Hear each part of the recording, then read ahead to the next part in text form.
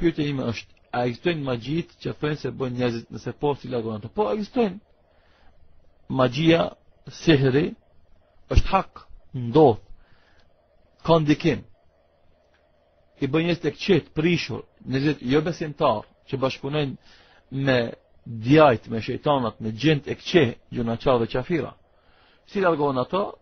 E para do të ti kthehesh Zotit me zemër dhe mendje.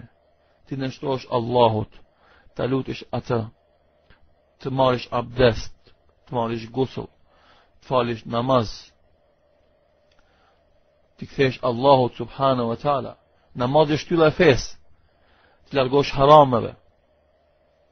Pastaj të fillosh lutjet e mëngjesit e të mbrëmjes, leximin e Kur'anit, lutjen e vazhdueshme me Allahut për shërim.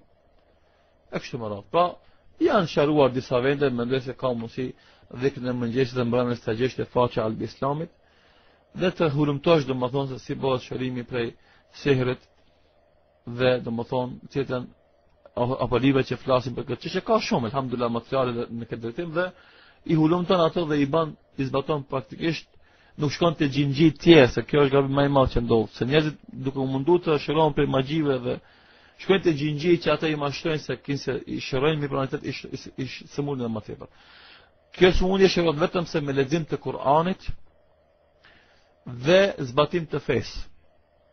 Çdo metodë tjetër që përdoret shtesë përpos kësaj është e devijuar dhe e gabuar dhe nuk sjell dobi, por sjell dëm dhe e shton të keqen më shumë.